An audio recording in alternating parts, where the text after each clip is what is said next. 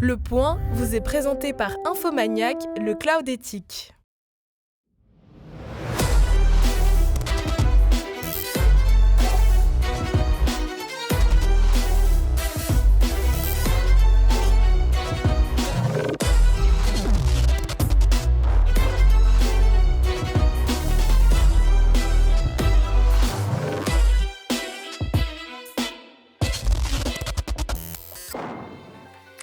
Avec le point, quand il n'y en a plus, eh bien, il y en a encore. On devait conclure la saison avec les Jeux Olympiques et puis on s'est dit, et si on remettait le couvert une dernière fois avant l'été pour parler guerre, non pas en France, l'actualité hexagonale, on y reviendra abondamment dans le journal que j'aurai le plaisir de piloter dès lundi prochain, 8 juillet, juste après le deuxième tour des législatives.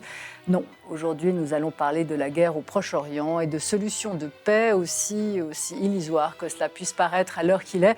Peut-on imaginer notamment un jour Israéliens et Palestiniens réunis en un seul État? C'est ce que défend en tout cas l'un de nos deux invités, Metin Arditi, mandataire d'un plan pour réaliser un État fédéral en Palestine. Et face à lui, l'expertise de terrain de Jean-Daniel Roure, ancien diplomate fameux, suisse et spécialiste du Proche-Orient. Bienvenue à eux et bienvenue à vous toutes et tous dans le point, ce dernier point de la saison sur les Monts Bleus.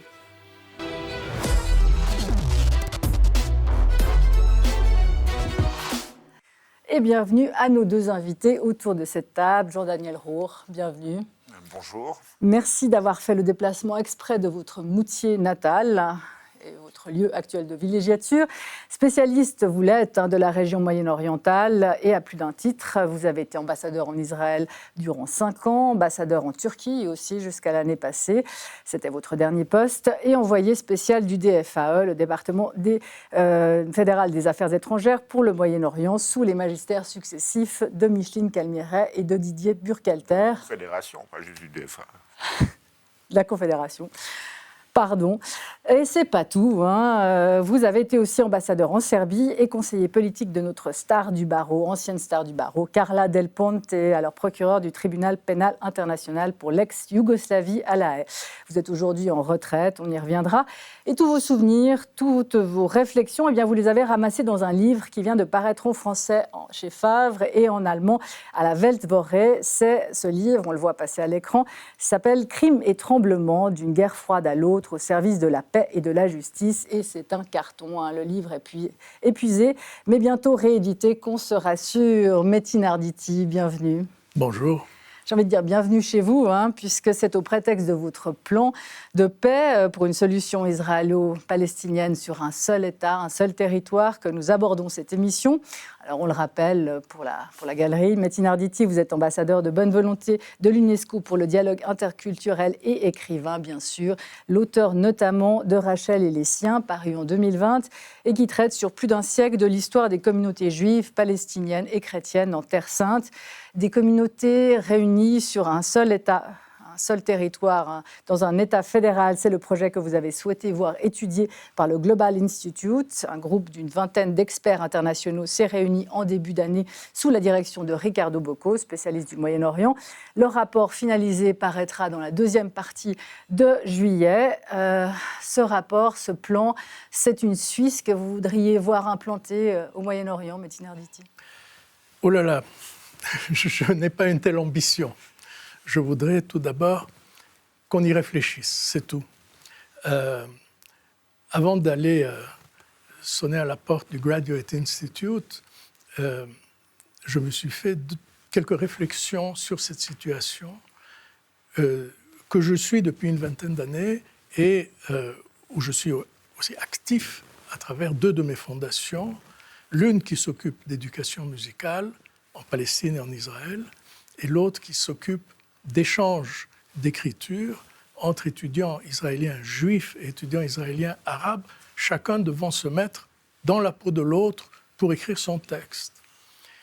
Et il m'a semblé à un moment donné, le moment est très clair, c'était le 1er novembre 2022, qui était pour moi un très grand choc, parce que je pensais bien qu'il allait arriver ce qui est arrivé, c'est-à-dire que Netanyahou allait consolider sa victoire aux urnes par une coalition avec des partis racistes et suprématistes de leur propre aveu. Et je me suis posé cette question, quelles sont les options pour Israël? évidemment, il y a cette option dont tout le monde parle, qui est solution à 2 États. Alors, on fait une toute petite incursion vers M. Roure, parce que vous avez travaillé à l'initiative de Genève. En 2003, l'initiative de Genève, on s'en souvient évidemment, chez nous, c'est cathédrale. C'était cette initiative pour 2 États, précisément, qui reste aujourd'hui le mantra de la plupart en Occident, c'est-à-dire vous me laisserez la solution. terminer quand Bien même, sûr, je vous renvoie gentil. tout de suite la balle, mais Merci Tinardité. beaucoup. Cette solution, effectivement, c'est le mantra pour tout le monde aujourd'hui, c'est 2 États ou rien. C'est le mantra, voilà, beaucoup de gens en parlent, et je ne lis nulle part comment y arriver dans les circonstances actuelles, c'est-à-dire toujours dans cette première hypothèse d'une solution à 2 États. Moi, je serais ravi qu'il y ait une solution à 2 États. Je veux dire, je serais l'homme le plus heureux du monde. La question est de savoir de quel État on parle. Parce que pour que cette solution fonctionne, il faut que ce soit 2 États qui, à chacune des 2 communautés, offrent les mêmes droits et les mêmes obligations. Il ne peut pas y avoir un État au-dessus de l'autre. Et pour ce faire, pour qu'il y ait un territoire, il faudrait déplacer 800 000 colons. Alors on me dit pas 800 000, 600 000, 500 000, 400 000, ok. Mais à la fin, il reste toujours 120 000 colons. En anglais, on les appellerait die-hard, c'est-à-dire messianiques, armés et résolus à ne pas quitter. 120 000 en 2005, c'est presque une expérience scientifique qu'on peut comparer. En 2005, il y avait 8 000 colons à Gaza. Gaza n'est pas Judée-Samarie, Gaza n'est pas territoire biblique, et pourtant, ça a causé un traumatisme national. Donc, ou bien on parle d'un vrai État, Israël, et d'un État soumis, et ça ne marchera pas. Ou bien on parle de 2 États égaux en droit, et là, j'ai pris avec moi une photo. Je peux la montrer à la caméra, je ne sais pas si elle va la piquer. Voilà, ce sont donc des colons qui balancent tout ce qui leur tombe sous la main à des membres de l'armée israélienne. L'éviction des 8000 colons de Gaza était un drame national. C'est-à-dire qu'aujourd'hui, pour avoir un territoire de Cisjordanie, disons, libre de colons, je ne vois pas comment on éviterait une guerre civile. Ça, c'est la première chose. Deuxième option, statu quo. L'autoroute vers d'autres 7 octobre. Troisième option, un État. Cet État, je ne peux pas le concevoir comme binational. Ce n'est pas possible que ces gens habitent ensemble et je dirais, entièrement sous un même toit. Mais peut-être qu'on peut penser à un État fédéral avec des cantons sur le modèle suisse qui ont chacun de grandes prérogatives.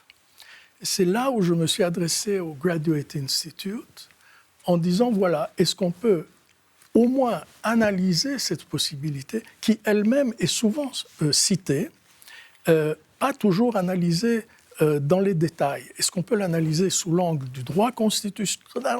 Est-ce qu'on peut l'analyser sous l'angle aussi des mentalités, de l'existant? Et là, le Graduate Institute a accepté le mandat, donc j'en suis le mandant, pas le mandataire, le mandant, et a chargé Ricardo Bocco, qui lui-même a fait appel à un certain nombre de spécialistes. Donc, nous nous sommes réunis, j'ai assisté, mais je n'ai pas fait de présentation. J'ai assisté, j'ai dit tout simplement, dans l'idéal, ce qu'on pourrait imaginer, c'est une solution à un État qui donne suffisamment de prérogatives au canton, c'est-à-dire il va y avoir un canton Tel Aviv qui sera un canton juif, un canton Ramallah qui n'a pas... Alors arrêtez le détail, on va juste faire réagir M. Roure justement sur ces solutions. Vous qui avez travaillé à cette solution à 2 États, vous qui avez beaucoup travaillé dans cette région du monde et notamment en Israël, qui dans votre livre montrait à quel point là, tout est compliqué, que finalement c'est désespérant.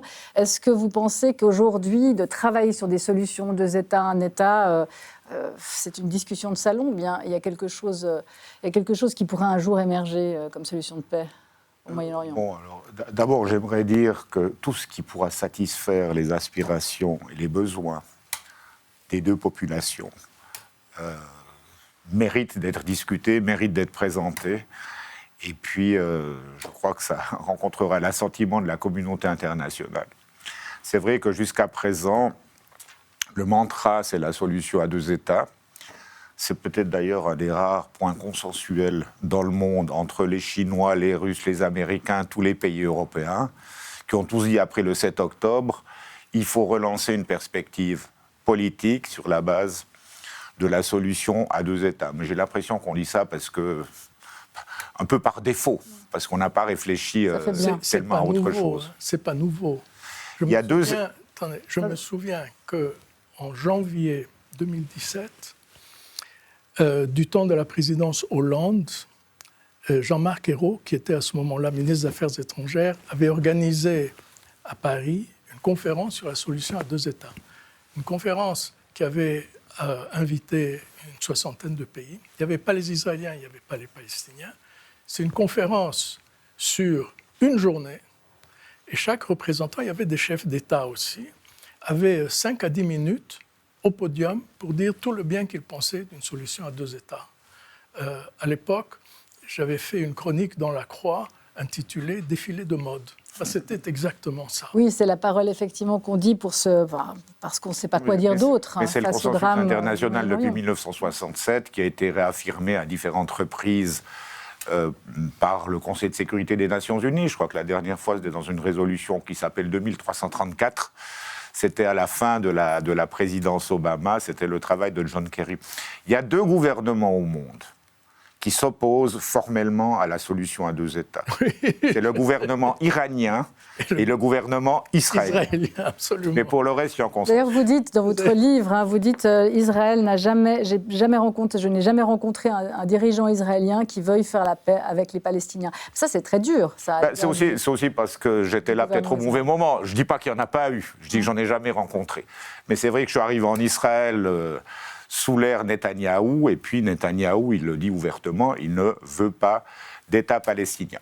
Maintenant, je ne sais pas si on veut parler de ça maintenant, mais la question qui se pose quand même, c'est celle de la faisabilité ou pas de la solution à deux États qui reste un peu le consensus international. Alors là, ce qui est très intéressant dans le plan qui sort des cuisines de Ricardo Bocco et de Metin Arditi, ce qui est très intéressant, c'est la question des colonies. Parce qu'un des points, des aspects, c'est de laisser en place les colonies. Alors on a parlé de celles de Gaza, mais on a parlé qui ont été évacuées. Évidemment, les grosses colonies de Cisjordanie sont extrêmement problématiques, avec des colons extrêmement agressifs, qu'il faudrait, pour accomplir les deux États, déloger. Et personne ne voit comment le faire, d'autant plus que ça créerait une guerre civile en Israël. Est-ce que justement, là, ça pourrait être un levier, cette question des colonies qu'on laisserait en place? Alors, d'abord, j'aimerais dire qu'à la demande du président de l'Assemblée générale de l'ONU de l'époque, Vuk Yeremit, j'ai écrit un article pour une revue académique il y a 2 mois sur la faisabilité de la solution à deux États. Donc, ça commence par une version pessimiste, ensuite une vision optimiste, et ça finit par une vision réaliste. Alors d'abord, je suis absolument d'accord avec Metin Arditi que la question de la colonisation, ou des colons, c'est l'obstacle number one à une solution à deux États. Donc, dans la version pessimiste, c'est regardez ce qui s'est passé à Gaza en 2005, c'est pas possible d'enlever 600 000, 800 000, même 140 000, même 10 000 colons, peut-être. Après, il y a des études qui ont été faites, notamment, il y a un des experts de la question qui s'appelle Shaul Arieli, qui est un ancien colonel de l'armée israélienne, qui a beaucoup travaillé sur l'initiative de Genève avec nous à l'époque, et qui a fait une étude vraiment très détaillée sur les perceptions des colons. Et c'est une étude qui est relativement récente, 2022, donc juste avant l'horreur du 7 octobre et de ses suites. Et lui, il arrive à une perspective un petit peu plus nuancée. Alors, je ne vais pas entrer dans les détails des calculs, mais pour finir, les colons violents qui ne seraient pas en Israël suite à des échanges de territoires, qui n'accepteraient pas des mesures compensatoires qu'on offrirait aux colons qui seraient du mauvais côté et qui accepteraient de rentrer en Israël et qui seraient prêts à recourir à la violence, c'est finalement une infime minorité. D'après les études qu'il a faites, c'est sur la base de sondages, il a essayé de faire ça le plus scientifiquement possible, c'était évidemment avant le 7 octobre. Combien ? Alors, une infime minorité, ça veut dire moins de 10 000, entre 10 et 15 000, qu'il faudrait enlever probablement par la force et qui seraient prêts à résister. Ça fait pas beaucoup. Parce que, suite aux échanges de territoires, il en resterait entre 150 et 200 000 du mauvais côté. Après, grâce à des mesures compensatoires, on réussirait à en enlever peut-être 70 à 80%. Et c'est donc le reste. Le reste, ça fait autour de 30 000 qui voudraient rester. Mais sur ces 30 000, il n'y a qu'une petite minorité qui serait prête à utiliser les armes ou des moyens violents. C'est l'étude de Shaul Arieli, ça vaut ce que ça vaut. Ça veut dire que techniquement, une solution à 2 États n'est pas impossible. Il y a d'autres problèmes, Jérusalem, les réfugiés. Alors, elle n'est pas impossible, mais pour y arriver, cela requerrait une volonté politique extrêmement forte qu'on ne voit nulle part aujourd'hui. Voilà, la volonté politique, ça c'est quand même crucial, parce que les dirigeants, Metin Arditi, allez-y, et puis sur les dirigeants, parce que qui pour prendre votre rapport, mais qui aussi pour... Vous m'avez interrompu pour la deuxième fois. C'est un peu mon job aussi. Là, je ne suis pas sûr. Allez-y. Votre conception, allez-y. La mienne, pour la deuxième fois, au moment où je crois que j'allais dire l'essentiel de cette solution fédérale à un État. Et c'était clairement exprimé à la première réunion de tous ces experts par moi-même. Visons une solution qui, au maximum, se rapproche d'une solution à 2 États. C'est-à-dire une solution qui, par le biais du fédéralisme, octroie à chacune des 2 communautés, distribuées selon des cantons, un maximum de prérogatives. En Suisse, vous le savez, chaque canton a sa constitution et la constitution de chaque canton traite d'un certain nombre de domaines, dont la religion. Et ça, c'est quelque chose de très important. On peut y inclure un thème qui n'existe évidemment pas en Suisse, le problème ne se pose pas, c'est le droit au retour. Parce qu'aujourd'hui, en Israël, aujourd'hui depuis toujours, vous connaissez la situation mieux que moi. Alors, depuis toujours, la question du droit sur le droit au retour, justement. Qu'est-ce qui serait prévu par votre plan concernant les Palestiniens qui sont en Jordanie, qui sont au sud Liban? Est-ce qu'ils auraient le droit de revenir? Est-ce qu'ils seraient compensés? Et quid aussi de tous les Juifs de la diaspora qui aujourd'hui ont le droit de faire leur aliyah en Israël? Tout à fait. Ce droit serait confié aux communautés. Donc, nous ne sommes pas rentrés dans un détail, dans un grain très fin de comment cette autorité serait exercée. Mais il y a une chose qui est très importante, c'est que chaque communauté serait maîtresse du devenir de sa communauté dans la diaspora. Aujourd'hui, Israël plus Palestine, c'est à peu près 7,5 millions, ça fait 15. Et en dehors d'Israël-Palestine, les communautés palestiniennes et juives, c'est à peu près autant. Donc, je crois que ce qui est très important dans la psychologie des Israéliens, c'est d'avoir ce sentiment de pouvoir être maître de son destin et de ne pas confier ce destin à quiconque. Et s'il faut confier son destin à quiconque, ça ne marchera jamais. Il y a dans l'ADN des communautés juives, qu'elles soient dans la diaspora ou qu'elles soient en Israël, quelque chose qui relève du non négociable. Et le non négociable, c'est la maîtrise de son destin. Bien entendu, le même droit doit être conféré aux Palestiniens. Après, il s'agira de savoir si des membres de la communauté diasporique veulent rentrer, préfèrent être compensés.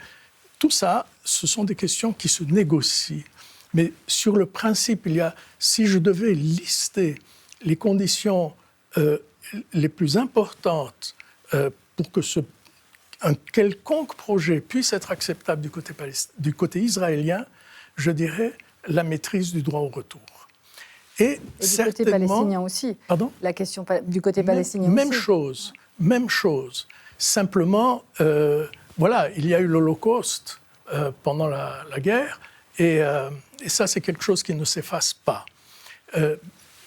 encore une fois, pour moi, ces deux communautés ne peuvent pas ne pas vivre ensemble. C'est impossible. Et la pire des choses, ce serait que l'une des deux communautés disparaisse. Parce qu'alors l'autre serait ostracisée pendant des siècles. Donc, elles doivent trouver un modus vivendi. Et ce modus vivendi peut-être, au moins ça vaut la peine d'y réfléchir, comme vous avez dit, peut-être par le biais d'une solution fédérale. Alors, ce n'est pas l'avis de tout le monde qui doivent faire la paix. On écoute Alain Finkielkraut, qui était sur notre plateau il y a quelque temps. Et je vous ferai réagir ensuite, Monsieur Roure. Il faudra un jour trouver une solution, c'est-à-dire un compromis territorial. Mais la paix qui peut-être s'établira entre Israéliens et Palestiniens, ce sera, comme l'a dit Amos Oz, la paix du divorce, pas la paix des embrassades, une paix de la séparation. Ces peuples ont besoin de cela. L'intrication ne leur vaut rien. Monsieur Roure, quand on se hait, parce que le contexte aujourd'hui fait que les Israéliens et les Palestiniens probablement sont arrivés à un degré de haine qui est rarement dépassé, est-ce qu'on arrive justement à rentrer dans un processus d'acceptation, d'être fondu dans un seul territoire ? Moi, j'aimerais dire trois choses. Le premier, c'est que pour ce qui est du droit au retour, on est tout à fait d'accord. Ce que vous proposez, c'est à peu près la formule retenue par l'initiative de Genève. La différence, c'est qu'il y a 2 États, il n'y a pas plusieurs cantons. Mais sur les principes, c'était exactement la même chose. Après, sur la question de la séparation, toute l'initiative de Genève, toute la solution à 2 États, elle est basée sur cette idée de la séparation. Est-ce que c'est la bonne et c'est la meilleure formule ? Alors évidemment, dans l'idéal, on préfère avoir des communautés qui peuvent vivre ensemble et s'accepter.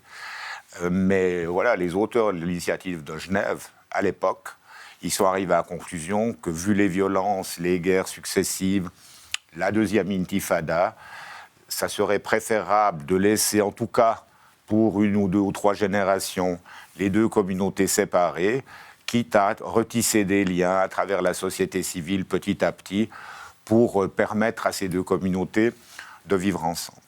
Et puis la troisième chose, sur la haine, alors évidemment, après ce qui s'est passé le 7 octobre, après tout ce qui s'est passé après, il y a beaucoup d'émotions, mais il y a des tas de Juifs et d'Arabes qui ont l'habitude de vivre ensemble et de travailler ensemble. Moi, quand j'étais à Tel Aviv, une des actions que j'avais menées et qui m'avait procuré, qui avait été, je crois, très appréciée, c'était de faire venir des jeunes juifs et des jeunes arabes, palestiniens, musulmans, chrétiens de Cisjordanie et d'Israël chez moi, dans la résidence de Suisse, pour les faire plonger sur des projets de high-tech.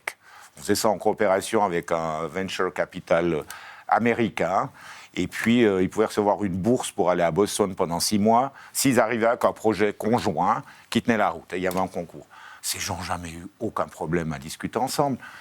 Monsieur Arditi est bien placé pour savoir que dans son école de musique, les jeunes musiciens, ils jouent ensemble. Oui. Donc il y a des tas d'exemples comme ça. Vous disiez même, parce que c'est la question économique, c'est le mot economicus, les Israéliens ont besoin de cerveaux pour alimenter la machine high-tech, les Palestiniens disposent des cerveaux et ont besoin de perspectives économiques, perfect match, non ? Voilà, c'était ça mon idée. C'est pour ça que j'ai lancé certains projets comme ça quand j'étais en Israël. Et ça a très bien marché. Maintenant, j'ai un petit peu peur qu'après ce qui s'est passé, avec la fermeture des lignes de démarcation, des checkpoints, c'est un peu plus difficile de mener ce genre de projet. Il faudra voir après. Vous avez 1000 fois raison. Cela étant, moi, je trouve que c'est très dangereux de dire ce que dit Finkielkraut. Parce que ce qu'il dit, au fond, c'est foutu pour toujours. Et ça, c'est pas vrai. Il y a d'autres exemples dans l'histoire, entre la France et l'Allemagne, par exemple, où on a bien vu que des haines viscérales se dissolvent au fond assez vite. Oui, mais sur 2 États, sur 2 territoires, l'Allemagne et la guerre, et puis l'Allemagne a été mise au tapis. Oui, elle a été mise au tapis, mais néanmoins, ce qui s'était passé ne s'est pas oublié. Comme moi, j'étais jeune garçon, préadolescent, on ne disait pas un Allemand, on disait un Boche. Aujourd'hui, personne n'oserait dire un mot pareil. D'ailleurs, je pense que les jeunes ne le connaissent pas. Donc, il ne faut pas dire des choses pareilles. Moi, je regrette énormément que des personnes comme Bernard-Henri Lévy, comme Ben Soussan, comme Meyer Habib, que vous avez reçu, parlent systématiquement d'une impossibilité de cohabitation. Qu'est-ce qu'ils entendent par là? Quelle est leur idée derrière la tête? Est-ce à dire qu'il faut vraiment séparer ces deux peuples complètement pour toujours? Ça veut dire quoi? Les séparer jusqu'à où? J'aime pas ça. La question, c'est les conditions aussi, parce que le problème, c'est que pour l'instant, même en séparation, on ne voit pas quelles seraient les conditions acceptables pour un État palestinien. Mais moi, je ne parle pas d'un État palestinien, je parle d'un État fédéral où chacun, de la même manière que vous savez très bien qu'à Genève, il y a des maires de villes, dans le canton de Vaud, il y a des syndics. Mais on a tous envie de vivre ensemble, même si on a des querelles de région. Mais chacun c'est moins sûr pour la Palestine et Israël. Vous savez ce que c'est, les joints de dilatation dans une construction? C'est ça, il faut des joints de dilatation pour qu'une fédération fonctionne. Monsieur moi, j'aimerais dire que ce qu'on a entendu là, mais ce qu'on entend aussi souvent en Israël, c'est le reflet d'une terreur, d'une peur très, très, très profonde. Parce que je crois ce qui s'est passé le 7 octobre, et puis après aussi les bombardements qui viennent du Yémen, qui viennent d'Irak, qui viennent du Liban, qui viennent de Syrie, tout d'un coup, ça a révélé, ça refait prendre conscience aux Juifs d'Israël, prendre conscience de leur vulnérabilité. Et puis donc la peur. Et on a tendance à réagir par la peur en disant il faut se séparer. Mais le modèle de séparation que j'entrevois là derrière, c'est un modèle qui mène, à mon avis, plutôt au Bantoustan, voire au nettoyage ethnique. Et ça, évidemment, c'est complètement inacceptable. Ce qui est en train de se passer aujourd'hui, c'est un nettoyage ethnique. Monsieur Roux, une chose aussi, on peut travailler sur la peur. Netanyahou a hystérisé son pays depuis 20 ans. Il a hystérisé les Israéliens qui n'avaient pas besoin de ça puisqu'ils ont déjà dans leur ADN 2000 ans d'histoire de persécution, plus l'Holocauste. Il y avait un homme exceptionnel en Israël qui est mort il y a quelques années, qui s'appelait Yehoshav Leibowitz, qui avait deux idées fixes, un grand scientifique, mais aussi un humaniste, qui avait aussi sa part d'ennemis en Israël, qui avait deux idées fixes. Les deux mots de ce pays, c'était d'abord l'occupation. Et il a écrit là-dessus des choses qui sont terribles, parce qu'elles se révèlent aujourd'hui complètement justes. Et ensuite, la référence permanente à la peur. Et c'est évidemment là-dessus que joue Netanyahou, vous le connaissez, et ça fonctionne toujours.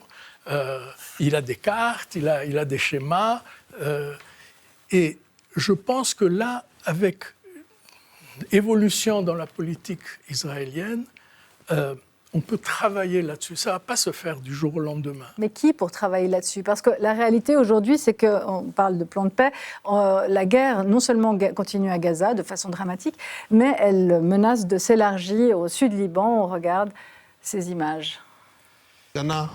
Nos alternatives sont importantes et nous cultivons les deux, préparer la force militaire, la défense et l'attaque, et cela peut arriver rapidement. D'un autre côté, l'alternative politique se prépare, elle est toujours préférable. Nous ne cherchons pas la guerre, mais nous y sommes prêts, nous arrivons à un tournant pour l'ennemi comme pour nous. S'il choisit la guerre, nous saurons quoi faire. S'il choisit de trouver un accord, nous répondrons à cette question. J'espère que c'est là que les choses vont aboutir, mais on ne sait jamais. On a entendu Yoav Gallant, le ministre de la Défense, d'ailleurs sous mandat, enfin pas sous mandat encore, mais le procureur de la Cour pénale internationale a demandé un mandat d'arrêt contre lui et contre Benjamin Netanyahou. Voilà. Est-ce que vous pensez, M. Roux, qu'un deuxième front va s'ouvrir, on en parle depuis des semaines, au sud Liban, que la région risque de s'embraser aujourd'hui? Théoriquement, oui. Enfin, je pense que c'est un risque qu'il faut prendre très au sérieux.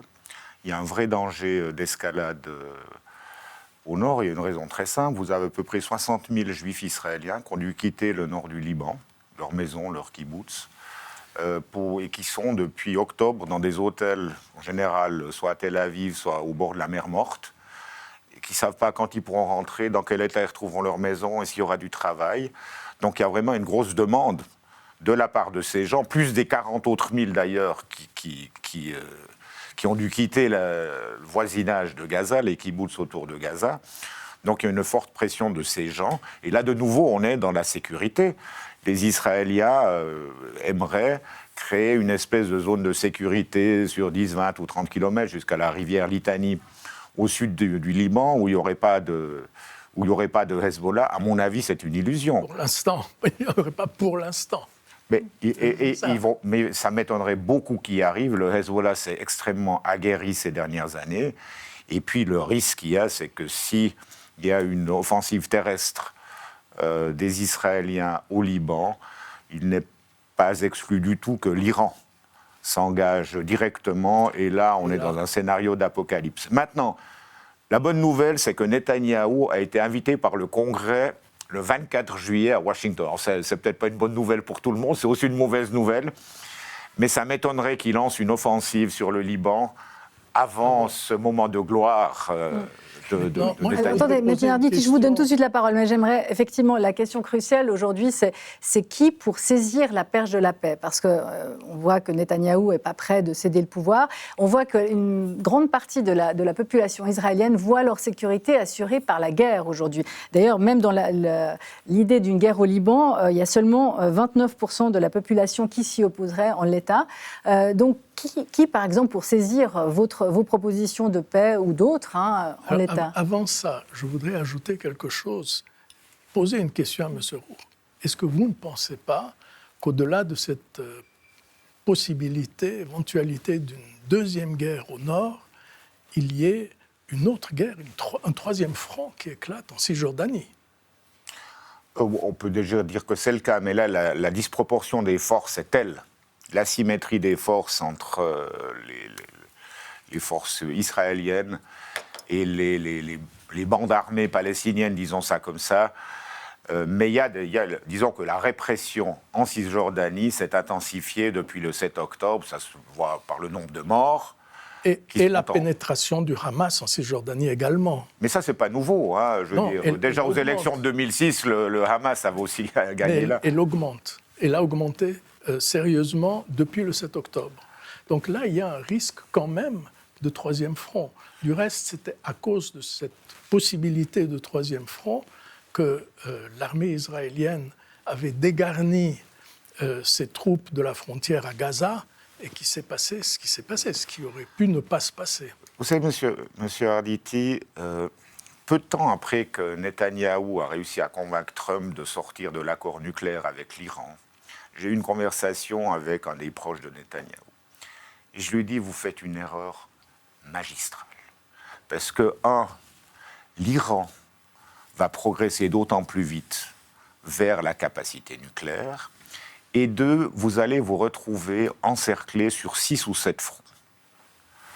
Gaza, dans le sens des aiguilles d'une montre, le Liban, la Syrie, l'Irak, le Yémen, et la Cisjordanie.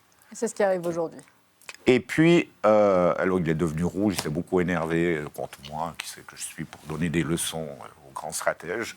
Et ben voilà la réalité aujourd'hui. Ce qu'on observe aujourd'hui, c'est la faillite d'une stratégie qui a conduit à des succès tactiques. Netanyahou s'est fait réélire, mais à une déroute stratégique.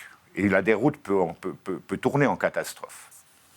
Je ne peux pas ne pas être pleinement d'accord avec ce que vous dites. Il y a 80 ans à peu près que l'État a été créé. Et si on fait le compte, 36 grandes révoltes arabes, 48 guerres quasi d'indépendance d'Israël, 56 Suez, 67 guerre des 6 jours, 73 guerre de Kippour, 82-86 guerre du Liban au pluriel, plus 5 guerres de Gaza, ça fait 12 guerres. Et vous avez oublié 2006 là. Encore. Ok, mais qui aujourd'hui justement pour saisir cette perche de la paix en Israël, Metin Arditi, puisque c'est eux qui quand même tiennent un peu le couteau par le manche, en tout cas. Vous m'accordez trop d'ambition. Ma première ambition était d'avoir un regard objectif, analytique, académique et pas politique sur la possibilité d'une solution à un État fédéral sous l'angle du droit constitutionnel et également prenant en compte les sensibilités de la région. Il n'y a pas de Palestiniens et pas d'Israéliens dans votre panel d'experts? Pour l'instant, non, mais évidemment que la prochaine étape, dans la mesure où ce projet a l'air de faire du sens, la prochaine étape, il faudra évidemment impliquer là-dedans, à mon sens, non pas tout de suite le monde politique, mais les sociétés civiles. Et c'est dans les sociétés civiles, vous l'avez dit tout à l'heure, c'est très important, ces sociétés civiles se sont entendues parfaitement pendant très longtemps. Je ne veux pas tirer la couverture à moi, mais enfin, durant toute l'occupation ottomane de la Palestine, pendant 4 siècles, ces sociétés, entre juifs et arabes, se sont parfaitement entendues. Il est vrai que ce n'étaient pas tout à fait les mêmes communautés juives. C'est des communautés juives qui étaient elles-mêmes arabes. Elles parlaient arabe, elles s'habillaient arabe, elles mangeaient arabe. Mais néanmoins, ces gens ne se sont jamais chamaillés. D'ailleurs, la société palestinienne, ce qu'on ne rappelle pas assez souvent, est une société plurielle. Les religions ont vécu en paix pendant des siècles. Il y avait des chrétiens et toutes sortes. Il y a toujours des chrétiens. Il y a toujours, Palestiniens. il y en a moins. Mais il y a toutes sortes de chrétiens. Il y avait des catholiques romains, il y avait des melkites, il y avait des anglicans, évidemment des musulmans, il y avait des juifs.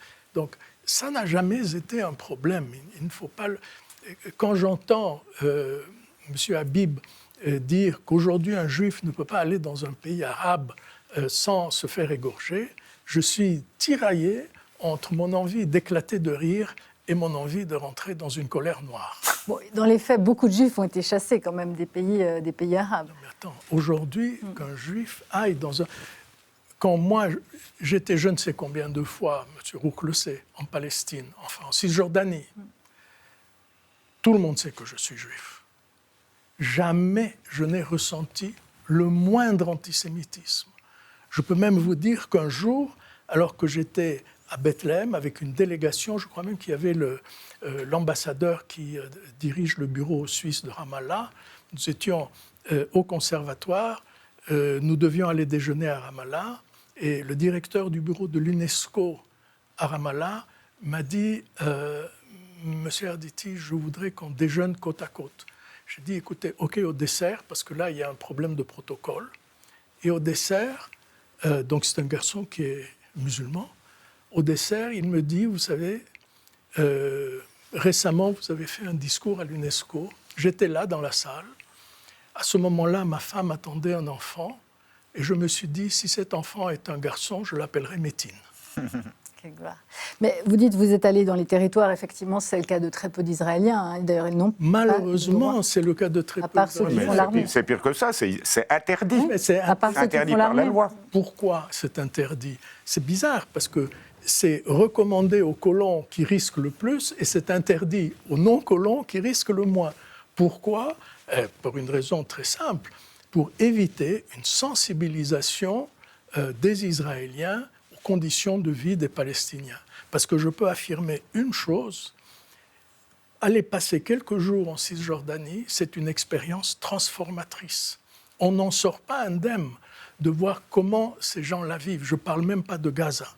Et évidemment, c'est interdit, et j'étais toujours très, très surpris en Israël d'entendre mes connaissances, mes amis, qui me disent « Dis-moi comment est la vie là-bas ». Je dis « C'est à moi à vous dire ça ». C'est marrant quand même. Mais c'est ça. On a chanté complètement l'existence même des Palestiniens. On en parle le moins possible. Et je me souviens qu'en 2019, j'étais en Israël pendant les votations de septembre et aucun parti ne parlait du problème palestinien. C'était non existant.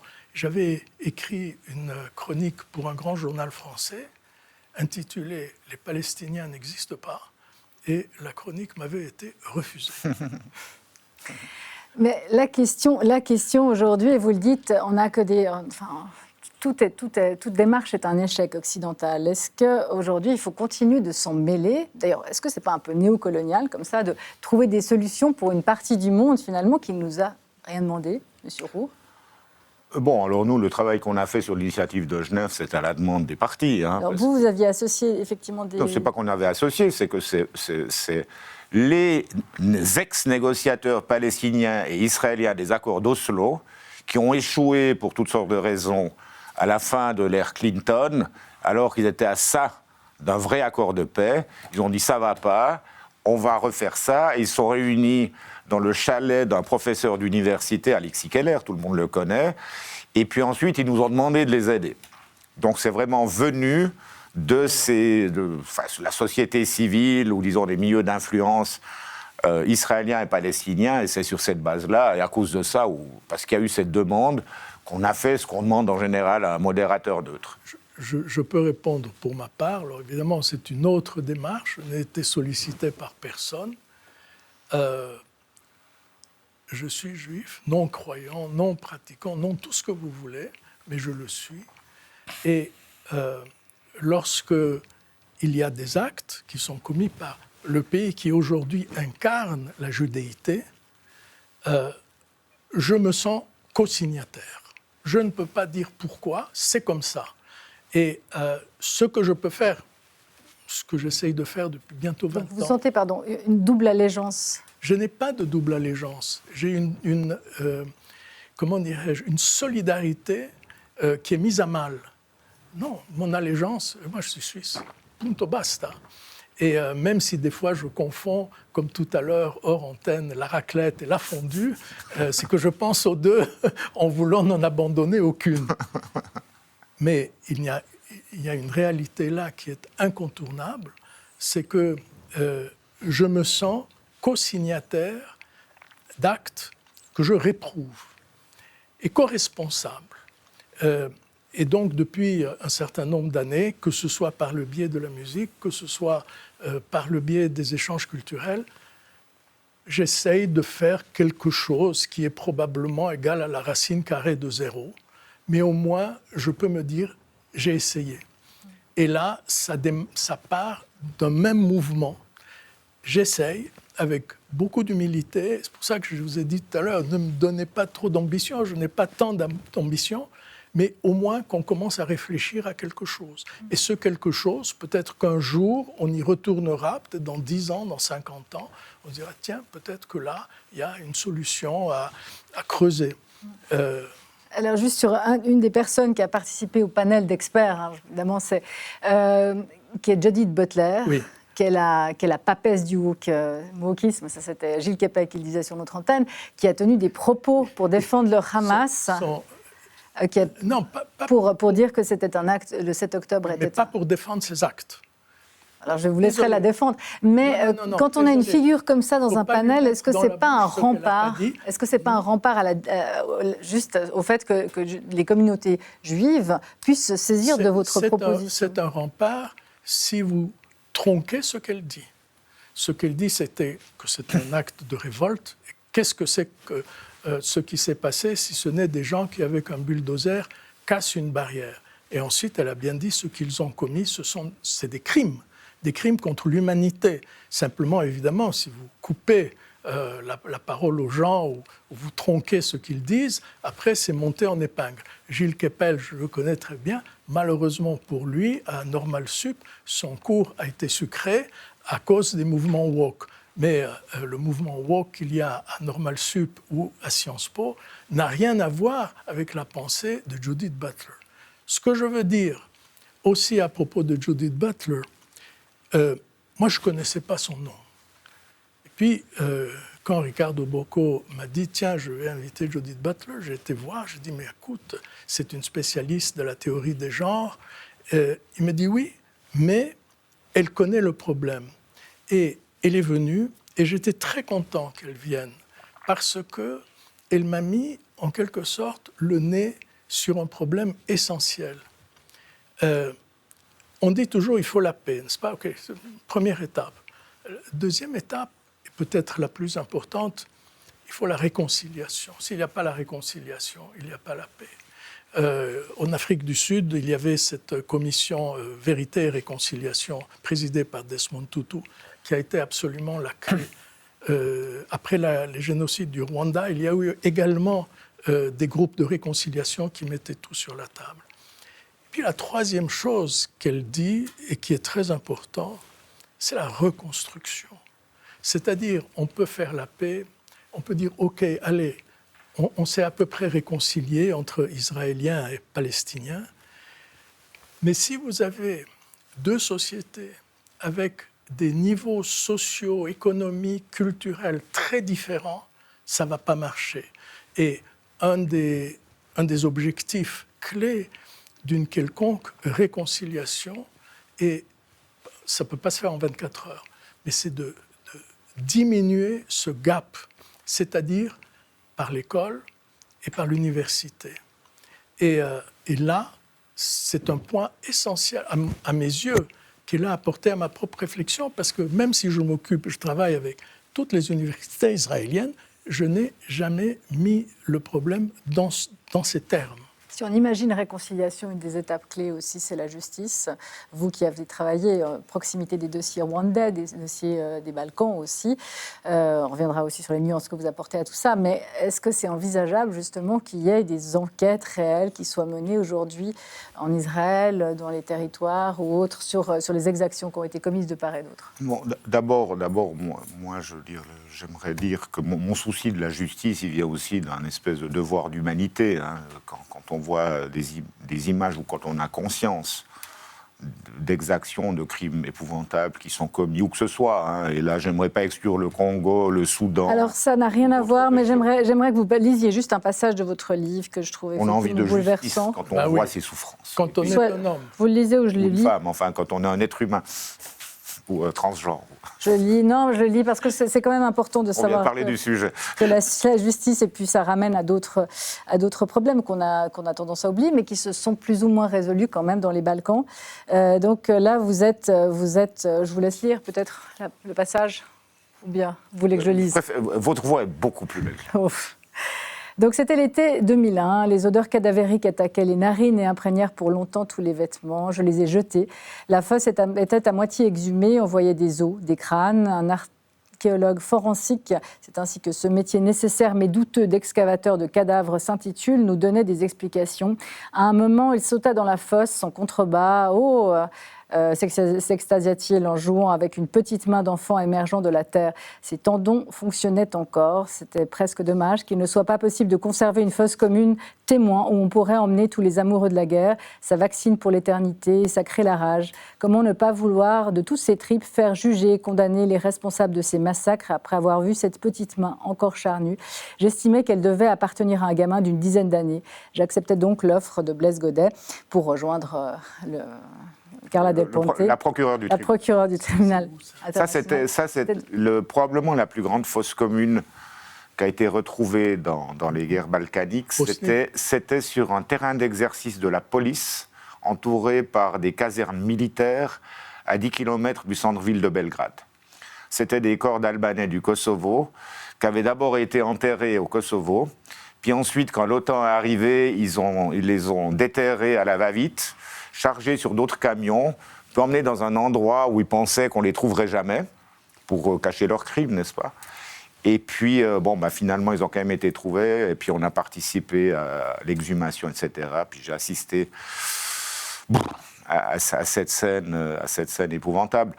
Donc oui, je veux dire, quand on voit des choses comme ça, mais aussi quand on voit les images du 7 octobre, quand on voit les images de tout ce qui s'est passé après, quand j'entends les commentaires des humanitaires qui se rendent à Gaza aujourd'hui et qui reviennent de Gaza en disant « ça fait 30 ans que je suis dans l'humanitaire, j'ai tout fait », je ne pouvais pas m'imaginer que quelque chose comme cela existe. Quand j'entends ma collègue à Ramallah qui me dit, les larmes aux yeux, qu'au plus fort de la guerre, il y avait une dizaine d'enfants qui étaient amputés tous les jours sans anesthésiant, parce qu'il y en a, etc., etc., etc. Et dans les deux évidemment, camps la aussi, il y a des femmes justice, qui ont été exclues de certaines manifestations parce qu'elles dénonçaient des viols sur des juives pendant le 7 octobre. Voilà, aujourd'hui, il y a cette espèce de radicalité, cet aveuglement, cette cécité de parler. Mais justement, c'est pour ça que je pense que la justice est importante, et c'est important d'avoir comme boussole le droit, et le droit pénal international, parce que c'est le droit qui est impartial par définition. Donc si un viol a été commis contre une juive, ou s'il y a des hommes palestiniens qui subissent des sévices sexuels dans les prisons israéliennes, comme on le dit, il faut faire une enquête, il faut établir les faits, les responsabilités, mettre en inculpation et juger.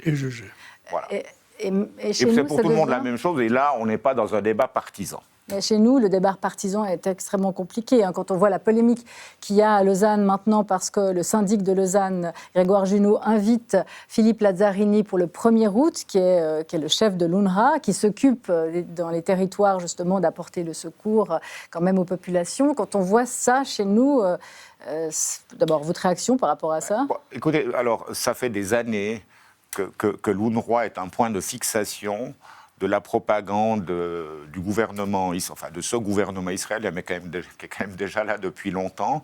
Pourquoi ? C'est par rapport à ce qu'on a dit tout à l'heure. Le droit au retour des Palestiniens, qui est ancré dans le droit international, c'est un gros problème pour les Israéliens, parce que selon ce droit au retour, les 5 millions de réfugiés palestiniens auraient théoriquement le droit de rentrer où ils veulent, chez eux, ce qui peut être Haïfa, Tel Aviv ou Jérusalem, ce qui est évidemment inacceptable pour les Israéliens. Et pour les Israéliens, l'UNRWA symbolise ce droit au retour. Donc, en supprimant l'UNRWA, on pense qu'on peut aussi évacuer la question du droit au retour. C'est ça la logique mentale qui fait que depuis que je m'occupe du dossier, c'est tout en haut des priorités de la propagande israélienne. Et puis, on a vu que les accusations proférées contre l'UNRWA, elles ont fait l'objet d'une enquête, à mon avis, bien faite de la part de Mme Colonna, ancienne ministre des Affaires étrangères, qui arrivait à la conclusion que, d'abord, il y avait très peu de cas, et puis ensuite que ces cas avaient été gérés de manière appropriée par Philippe Lazzarini. L'UNRWA est aujourd'hui l'organisation qui est la plus présente à Gaza. Ils ont perdu des douzaines de collaborateurs dans cette guerre, mais ce sont eux qui sont les plus efficaces pour amener l'assistance humanitaire qui est extrêmement nécessaire, évidemment. Donc, à mon avis, c'est un très mauvais procès à Philippe Lazzarini. Est-ce qu'on vous a fait aussi un mauvais procès parce que vous deviez être monsieur sécurité à la Confédération? Il y a eu Il ne faut pas cavale mélanger les petites choses de Suisse et puis les grands sujets. Mais un des grands mondiaux reproches qu'on comme vous a fait, c'était effectivement d'avoir beaucoup parlé avec le Hamas et du coup une suspicion que ça soit à cause de ça que finalement. Moi, j'avais une fois lu Moshe Dayan qui était cité en disant il faut faire la paix avec son ennemi, pas avec son ami. Et l'ennemi des Israéliens, c'est aussi l'Iran, mais c'est d'abord le Hamas et le Hezbollah. Metin Arditi, un mot de conclusion. L'heure est passée, comme ça, elle a filé. Je vous laisserai un mot de conclusion sur ce que vous voulez, parce qu'il y a tellement de choses à dire que je vous laisse le choix des armes. Je crois qu'il ne faut jamais perdre espoir et il faut se laisser guider par le droit et l'éthique. Et peu importe si on est ensuite écouté ou pas. Ça, c'est autre chose. Moi, je ne fais pas de politique, j'en ai jamais fait et j'en ferai jamais. Mais je ne peux pas perdre espoir. Ça me paraît impossible, surtout du fait que pendant des siècles, Juifs et Arabes ont cohabité très pacifiquement, même s'il y a eu des escarmouches, comme il y en a entre tous les voisins. Il n'y a pas de raison. Simplement, avec les années qui ont passé, il y a eu du côté israélien un durcissement, une hystérisation de la société par Netanyahou et aujourd'hui par ses sbires, les Ben Gvir et Smotrich. Il faut espérer que cette page sera tournée et qu'il y aura d'autres personnes de bonne volonté qui remettront le problème sur la table. Qu'elle soit tournée avant qu'il y ait une catastrophe plus importante. Avant qu'il y ait une catastrophe plus importante. Qui soit déclenchée. Voilà, merci beaucoup, messieurs, pour cette discussion qui, de toute façon, qu'on aurait pu prolonger sur quelques mois.